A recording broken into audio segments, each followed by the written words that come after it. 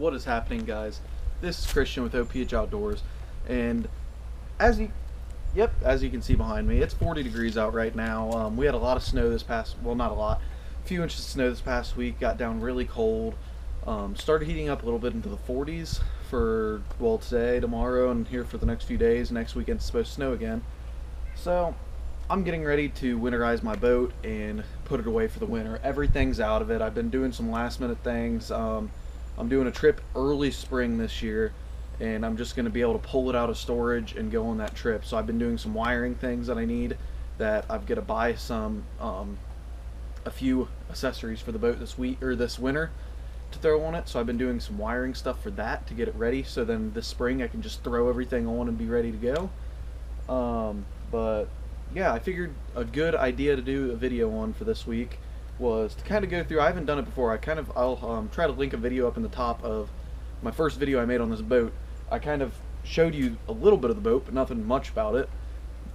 So in this video, what we're going to do is we're going to do a little bit overview of my boat, what all I have on it, what I plan on doing to it this winter.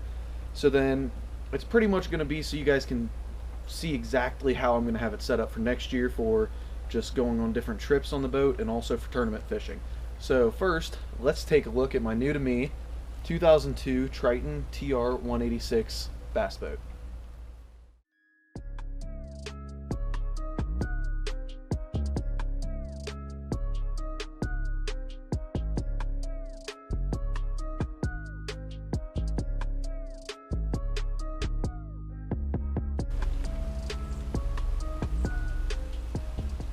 Alright guys, well, there's a look at my bass boat. So let's actually get into talking about what all I have on this boat right now and what all I plan on doing to this boat this winter. I'm going to start in the back, talk about everything. I'll move up, I'll go over all the compartments, I'll show you guys each compartment I have, and then yeah, we'll just work from the back all the way up to the front, and yeah, let's get at it. Alright guys, so first we're going to start off in the back of the boat. So back here I've got a Mercury EFI 150. With this motor I can get the boat up to approximately about 60 miles per hour, maybe give or take. With not much gear in it, I haven't really tested the top speed of it yet.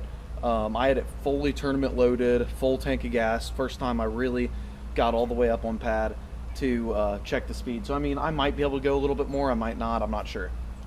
With that, I've got a jack plate. It is a Pro Hijacker. It is a 6-inch manual jack plate. I wish it would be a hydraulic, but got to go with the manual right now, but it's still a good jack plate.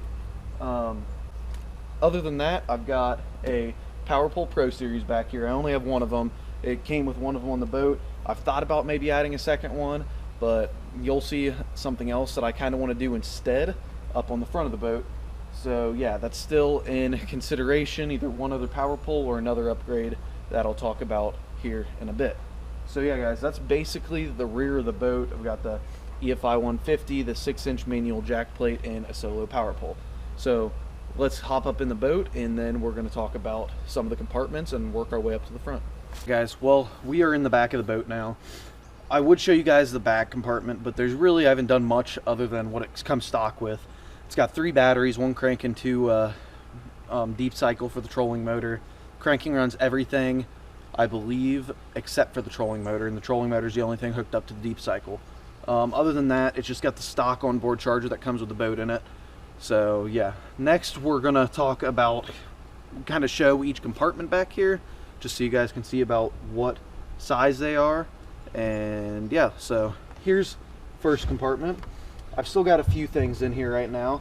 I've got my rope so I can tie off to the dock. I've got an extra extension cord in here, so if I'm ever anywhere and I need to plug in my boat.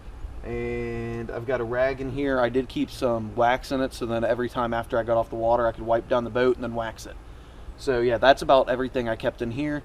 When I'm actually have everything in my boat, I actually leave this compartment open because I let the co-angler have their spot for their gear. I don't want it laying out on the boat, but I'm not sure. That may change, that may stay the same for this next season. It really depends. I'm still contemplating it, but yeah, that's what's all in this compartment. Right underneath me, I've got 2 hatches for my live wells. It's got a really big live well, and it's a single size live well. And yeah, it works really good. Everything on it, my last boat I had didn't have any manual pump or automatic pump in or pump out. Didn't have an aerator on it. It was just a real basic. I had to take out the drain plugs and let all the water in, and then it could only aerate it. Then it would just drain out the drain plugs. So it's nice having those features on this boat. I know it's nothing special compared to brand new boats, but to me, I love it. I'm only 19, so it's awesome having a boat like this. So yeah, next we're gonna move over to the driver's side rear compartment, and then we'll move up to the console. So right here, I probably didn't even need to show this one. This is pretty much the exact same size hatch. Other side, most boats have the same driver's side hatch as passenger side. I'm not gonna show inside of that. I just showed you the other one so you guys know about the size of it. In this hatch though, what I usually keep in here, in the very bottom, in plastic baggies or waterproof stuff, I'll always keep my registration and my insurance and all that for my boat. So that'll be in there. On top of that, I'll have my tournament weigh-in bag, all of call systems in here if they're not already in my live well. I'll keep my cold weather and rainproof gear in here, which is an AFCO Hydronaut suit.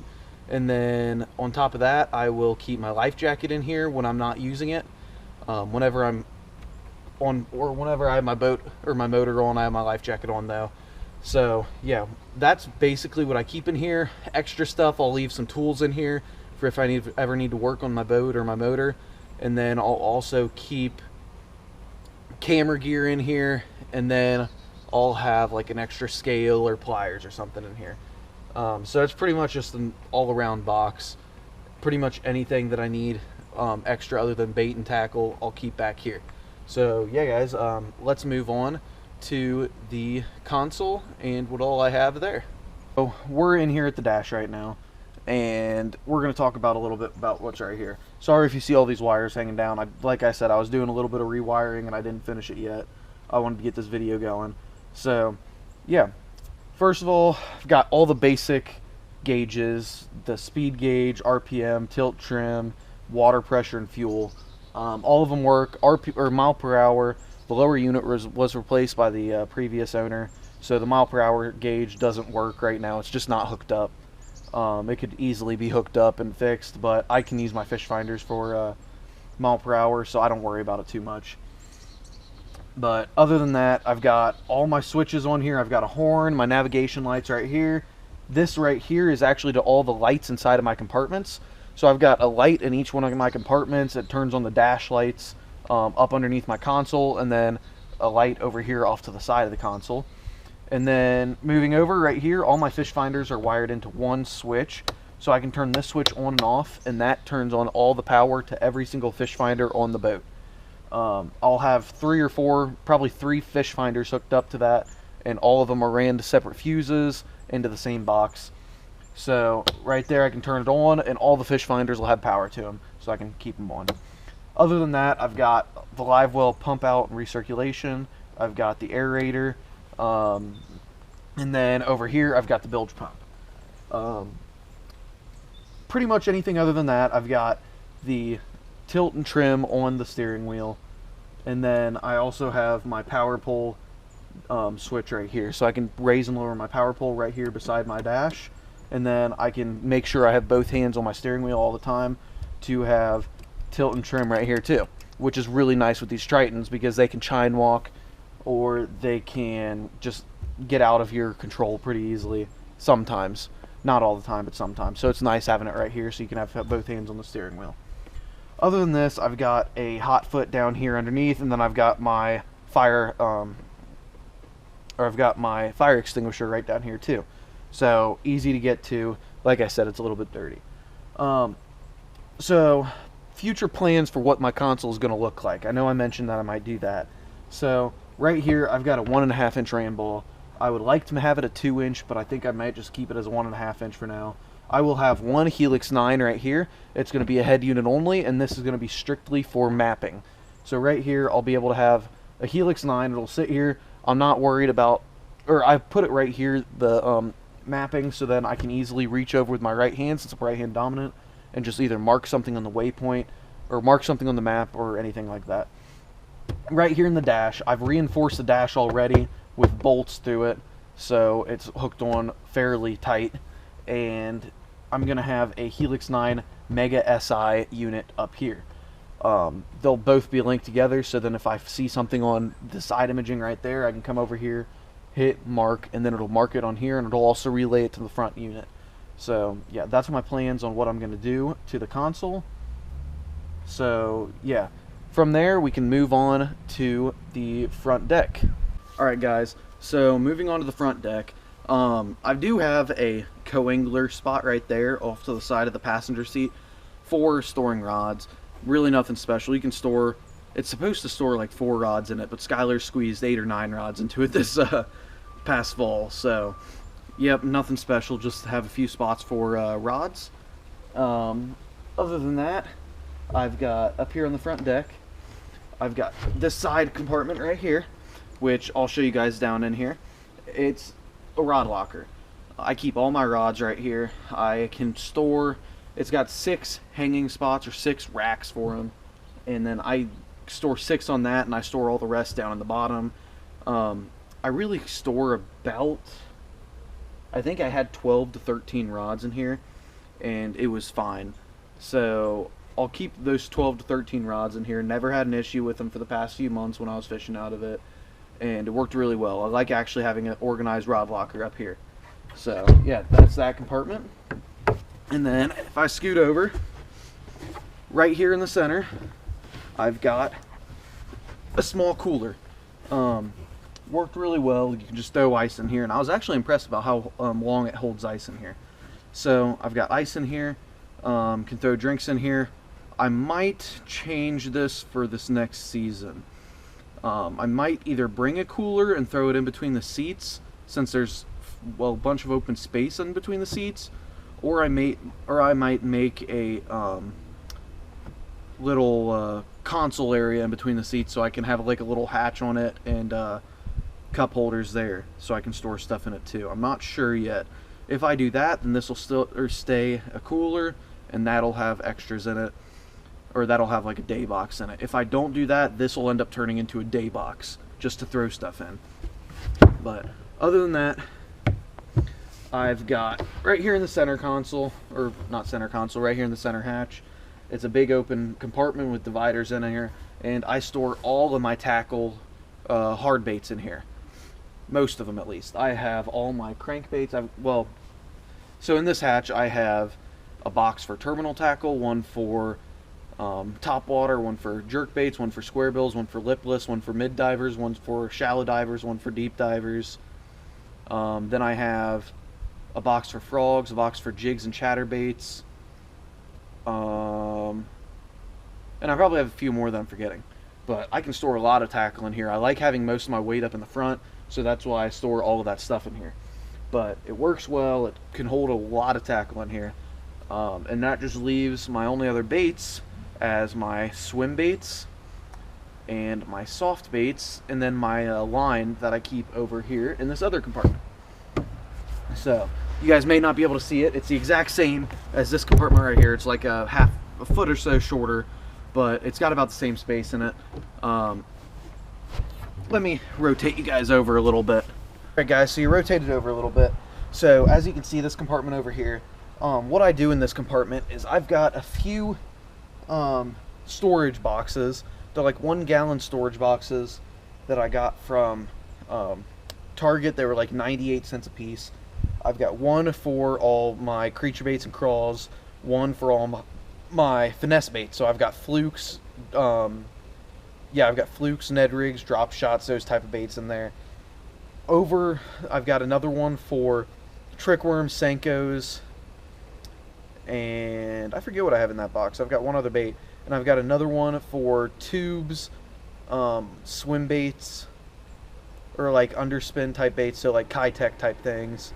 And then I've got one other bait in there. I forget what's in that one too. Other than that, I throw all my line in here. I've got probably about 8 different spools of line that I always have in here for leader material. So that's always in here. And then in the front, I've got two more compartments, or two more tubs, that I have one of them for all my hard swim baits or glide baits, and then one of them for all soft swim baits or like big swim baits.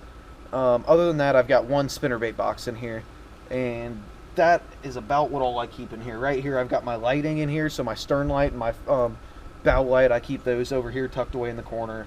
They don't take up much room. So yeah, that's what I keep in here. And then let's move on to the front of the boat. Guys, so I think that you guys can see everything up here. So right here, I've got this is a Panther Electronics mount down here. It's the flush deck mount. I've got that bolted on. It is really sturdy mount, and I've got that to my Humminbird Helix 9. Now this one up here, I've got a Helix 9. All my units so far are Gen 2. So this is a Gen 2 networkable unit, and this is a Mega down imaging with GPS. So I've got that. I've just got a regular down imaging transducer or a Mega down imaging transducer up front. So yeah.